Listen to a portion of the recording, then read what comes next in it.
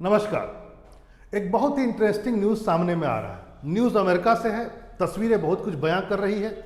मोहम्मद बिन सलमान जो सऊदी अरब के प्रिंस हैं वो अमेरिका के विजिट पर हैं और डोनाल्ड ट्रंप ने न जाने कितनी बढ़िया तरीके से उनका स्वागत किया है, देखने योग्य। यहाँ पर कुछ बातें इसलिए आपको जाननी जरूरी है और मज़ेदार हो जाता है कि जैसे कि आपने उस फिल्म का डायलॉग तो सुना होगा ना कि जीत के हारने वाले को बाजीगर कहते हैं। आजकल एक और डायलॉग चल रहा है मार्केट में, जो हर कहीं बात पर पलट जाए उसे ट्रंप कहते हैं। जी हाँ, आप कहेंगे सर ऐसी बात क्या? जी हाँ, इस मुलाकात के बाद ये चीज़ तो पूरी सिद्ध हो गई, क्योंकि इस मुलाकात में ऐसा लगा कि ट्रंप या मैं कहूँ अमेरिका मोहम्मद बिन सलमान के चरणों में गिर गया और अब उसकी गलतियों को भी खुद ही डिफेंड कर रहा है, खुद ही उसका जो मोहम्मद बिन सलमान पर जो आरोप है उसको यह डिफेंड कर रहे हैं, मानो इसके वकील बन गए। क्या मजबूरी है पता नहीं, क्या है मामला, जरा इस बात को समझिए। एक पत्रकार है खशोगी पत्रकार है, सऊदी अरब के रहने वाले, लेकिन उनको बाहर निकाल दिया गया क्योंकि वो बहुत सारी आलोचना करते थे मोहम्मद बिन सलमान और उनके पिताजी की, तो निकल गया। और उनका आगे चल करके वो टर्की में रह रहे थे और टर्की में जो सऊदी अरब का दूतावास है यानी एम्बेसी है, वहां पर उनका शव मिला। गए थे एक काम से, मैं बताऊंगा कौन सा काम था। उसके बाद जबरदस्त आरोप लगा मोहम्मद बिन सलमान पर, सब तरफ से वेस्टर्न मीडिया से लेकर के सबने आरोप लगाया कि आपने उसकी हत्या कराई क्योंकि आपका वह निंदा करते थे। अमेरिका बाकायदा, मैं आपको बता देता हूं कि अमेरिका की जो खुफिया एजेंसी है CIA, उसने क्या कहा है जरा देखिए। 2021 में उसका पूरा मूल्यांकन किया गया और उसने कहा कि मोहम्मद बिन सलमान ने खशोगी की गिरफ्तारी या हत्या को मंजूरी दी थी। और इससे पता चलता है क्राउन प्रिंस के करीबी लोगों ने पत्रकार की हत्या का ऑपरेशन प्रत्यक्ष रूप से किया। सऊदी अरब का पत्रकार टर्की में गया, टर्की में रह रहा था और टर्की में जब उसको एक काम पड़ा होगा सऊदी अरब की एम्बेसी में जाने के लिए, तो घुसा तो जरूर लेकिन बाहर नहीं निकल पाया। कुछ दिन के बाद उसका कटा हुआ सब वहां से मिला। अब देखिए, ये पूरा अमेरिका की एजेंसी ने कहा। और इसी सम्मेलन में इसी मीटिंग में, ओवल ऑफिस के जो मीटिंग हो रहा था, इसी में वाशिंगटन पोस्ट के एक पत्रकार ने इनसे पूछ दिया मोहम्मद बिन सलमान से कि खशोगी हत्या पर आपका क्या विचार है, क्या हुआ क्या नहीं हुआ। अब देखिए, ये जब तक कुछ बोलते तब तक ट्रंप कूद पड़े।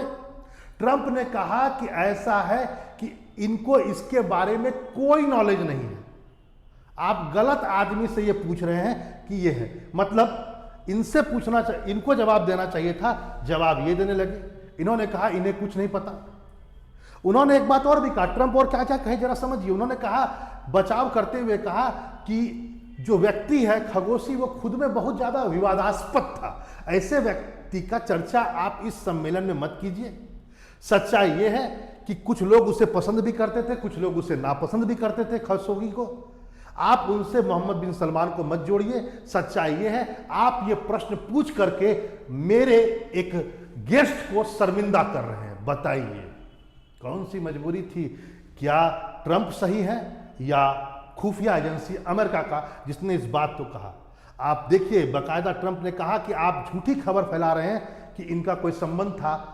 सच्चाई ये है कि ये चीज विवादास्पद है और आप फेक न्यूज फैला रहे हैं। अजीब सी बात। यहां पर जब हम लोग इसको डिकोड करने की कोशिश किए कि आखिर ये पूरा नाम जमाल खशोगी है, तो आखिर ये है कौन, कौन सी बला है, मुझे भी पहली बार ये चीज सुनने में आया। इसकी मृत्यु हुई थी 2 अक्टूबर गांधी जयंती के दिन 2018 को। मृत्यु का जो स्थल है मैंने बता दिया, मृत्यु का जो स्थल था वह था इस्तांबुल में एम्बेसी, सऊदी अरब की एम्बेसी। हुआ क्या जरा ध्यान समझिएगा। ये तो शुरुआत से ही मैंने कहा कि सऊदी अरब के जो प्रिंस हैं और उनके बेटे मोहम्मद बिन सलमान, उन दोनों की बुराई कर रहे थे और ये पसंद नहीं था तो इनको निर्वासित कर दिया गया। इनको पता था क्या नहीं क्या है। बाद में आपको पता होगा कि ये बेसिकली क्या हुआ कि ये पहुंचे सऊदी अरब, टर्की में सऊदी अरब की एम्बेसी में अपनी तीसरी शादी करने के लिए, कुछ दस्तावेज की मंजूरी के लिए, क्योंकि पहले तलाक देना होगा या क्या करना होगा पता नहीं।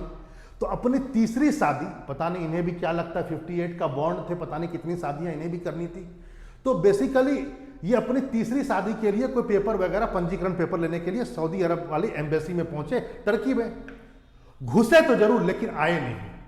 21 तारीख को ये कबूल किया सऊदी अरब ने कि हाँ उनका सब मिला है, कटाफटा। क्या है बात, पूरा नहीं।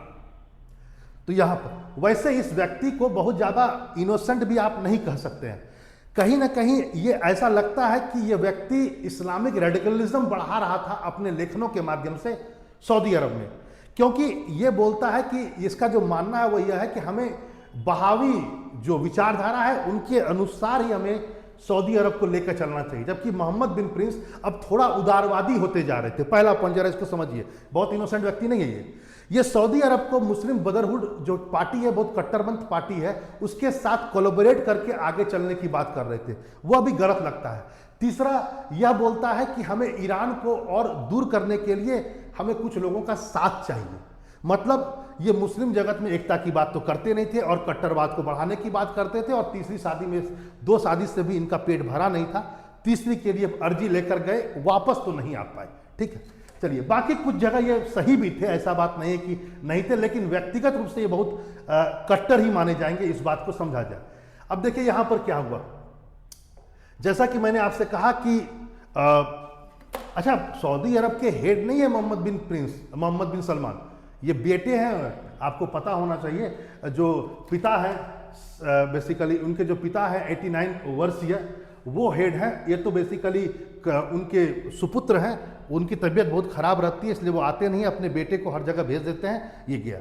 तो प्रॉब्लम है इस बात का है कि आखिर ट्रंप जो आज तक अमेरिका इस बात को कह रहा था, तो आज इतना पीछे क्यों हट गया? पीछे हटते हटते यहां तक आ गया कि ट्रंप ने कहा कि मुझे उनके काम पर बहुत गर्व है, उन्होंने कहा कि ये मेरे अच्छे दोस्त हैं, ये कहा, और ये भी कहा कि मानवाधिकार और अन्य चीजों पर सऊदी अरब ने जबरदस्त काम किया है, जिसकी मैं सराहना करता हूं। आपको पता होना चाहिए राजतंत्र में भैया कौन सा मानवाधिकार होता है, लेकिन बात यह है कि आखिर इतना चरणों के नीचे क्यों गिर गए अमेरिका?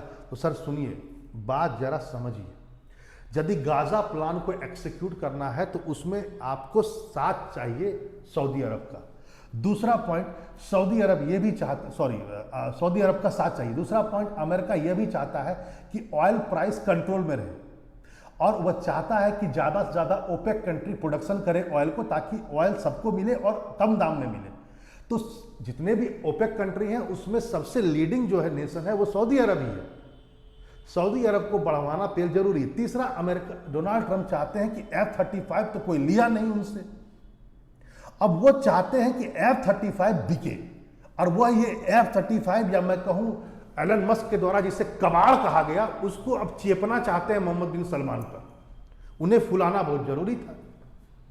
तो इस ढंग की चीजों को वो लेकर चल रहे। कहीं ना कहीं मकसद, डोनाल्ड ट्रंप एक बहुत ही बड़े पॉलिटिशियन के साथ साथ एक ग्रेट बिजनेसमैन भी है। वो बिजनेस में लॉस को नहीं सह सकते हैं। ऑयल पेट्रोलियम तो है ही उसके पीछे, साथ साथ अपना सामान बिकवाना भी है, वो F-35 जो किसी ने परचेस नहीं किया। यहां पर एक बात मैं और भी कह दूं, इस हत्या के बाद माना जाता है जो बाइडेन यानी अमेरिका और मोहम्मद बिन सलमान, या मैं सऊदी अरब कहूं, उनके बीच संबंध बहुत खराब हो गया था। वो यहां तक कि क्योंकि शायद अमेरिका समर्थक हो उस न्यूज़पेपर का, उस पत्रकार का, हो सकता है अमेरिका के लिए वो काम कर रहा हो, लेकिन सच्चाई यह है कि जो बाइडेन उससे नाराज हो गए। लेकिन यहां पर दूसरी सच्चाई क्या है, जरा इसको समझिए। जैसे रशिया यूक्रेन युद्ध शुरू होता है, ऑयल का प्राइस हाई हो जाता है और ऑयल का किल्लत होता है, वैसे ही जो बाइडेन फिर से दोबारा पहुंचते हैं सऊदी अरब और कहते हैं ओपेक कंट्री को, सारे लोगों को कहा गया कि अपना प्रोडक्शन बढ़ाइए ताकि ऑयल प्राइस नीचे आए। तो अमेरिका में थोड़ा सा रहा है, शुरुआत में वो बड़ा जोर से चिल्लाया कि तुम हत्यारे हो, तुमसे हम संबंध नहीं रखेंगे, जो बाइडेन ने। लेकिन उसी जो बाइडेन ने यूक्रेन युद्ध के बाद दोबारा संबंध बहाली करने का प्रयास किया। यहां पर तीसरा पॉइंट यह भी होता है कि आखिर ये तो अमेरिका का मान सकते हैं कि अमेरिका की ओर से किया गया सोच है कि आखिर मुझे सऊदी अरब क्यों जरूरी है, गाजा के लिए, इजराइल के लिए, मिडिल ईस्ट में उसको अच्छे दोस्त चाहिए इसके लिए, और कुछ व्यापारिक लाभ भी। यहां पर एक बात समझिए, सऊदी अरब के प्रिंस और उनके जो लोग हैं वहां पर पैसा बहुत है, इन्वेस्टमेंट पावर बहुत ज्यादा है। तो अमेरिका को यह भी लगता है कि कहीं ना कहीं उनको खुश करके हम अपने देश में इन्वेस्टमेंट लाएंगे ताकि हमारा देश का विकास हो, और ऐसा हुआ भी। बाकायदा सऊदी के प्रिंस ने घोषणा की कि हम $600 बिलियन से बढ़ा करके हम, अब सऊदी अरब ने घोषणा किया है कि ट्रंप के शासन के दौरान बोला है कि हम अपना जो निवेश है, जिसको हमने 600 बिलियन कहा है, उसको बढ़ा करके हम $1 ट्रिलियन का निवेश हम कर देंगे। कहाँ पर कर देंगे? आपके देश में। और ऐसा मोहम्मद बिन सलमान ने एक बात और भी कहा ट्रंप को खुश करने के लिए कि आपके देश का माहौल बहुत बढ़िया है निवेश के लिए, इसलिए मैं ऐसा कर रहा हूं। अब देखिए यहां पर कुछ बातें और भी है कि सऊदी अरब को कई बार ऐसा लगा कि अमेरिका उसके विपरीत गया, लेकिन फिर भी सऊदी अरब आज उनके पास पहुंचा। आपको पता होना चाहिए खशोगी हत्या के बाद पहली बार सऊदी अरब के कोई प्रिंस वहां पर गए, क्योंकि सऊदी अरब को लग रहा था कि अमेरिका उसे हमेशा कटघरे में रख रहा है इस मुद्दे पर, लेकिन ट्रंप ने शायद उसे मोल्ड किया और समझाया हो कि ये सब चीजें नहीं हो सकती हैं। प्रश्न उठता है कि आखिर सऊदी अरब भी इतना अमेरिका के पीछे क्यों खड़ा रहता है, इतना कुछ होने के बाद भी। और बहुत सालों से सऊदी अरब अमेरिका का एक परंपरागत मित्र रहा है। देखिए इस बात को जरा समझना होगा, सऊदी अरब ही नहीं, जॉर्डन के प्रिंस हो, चाहे वो सऊदी अरब का प्रिंस हो, जहां जहां राजतंत्र होता है ना सर, वो अमेरिका का सपोर्टर खुद ब खुद हो जाता है। जरा समझिए इसके पीछे कारण क्या है। उसे पता है कि CIA या डीप स्टेट अमेरिका का उसके सत्ता को हिला सकता है, क्योंकि राजतंत्र किसी एक व्यक्ति की शक्ति पर आधारित होता है और वहां पर आजादी की भी सीमाएं होती है, फ्रीडम भी बहुत कम के बराबर मिलता है। कई बार रेडिकल तत्व आपके विद्रोह भी करते हैं। हो सकता है कोई आपका प्रतिद्वंदी आपको मारना चाह रहा हो, कोई पार्टी तैयार करके आपको सत्ता छीनना चाह रहा हो। तो ये सब अमेरिका जैसे देश इस सब चीजों को आराम से देखते हैं, और इन सब देशों का अमेरिका से दोस्ती इसलिए बनाए रखना जरूरी ताकि उनका राजतंत्र बचा रहे। इनके राजतंत्र को बचाने में CIA इनके दुश्मन को मारता है। कोई भी आंदोलन यदि उठ रहा हो तो ये उनको खत्म कर देता है, और यदि आप नहीं मानेंगे तो दुश्मन के द्वारा मरवा भी देगा और आंदोलन खड़ा करके आपके राजतंत्र को भी समाप्त कर सकता है। ये बात भी जानते हैं, दुनिया गवाह है इस बात की कि भय के बिन प्रीत भी नहीं होता है। अमेरिका से उसे कितना भी नफरत हो जाए, लेकिन भय तो है ही, और भय है तो दोस्ती भी होगी ही किसी न किसी दिन। चलिए फिर मिलते हैं ऐसे इंफॉर्मेटिव एक नई वीडियो के साथ। नमस्कार।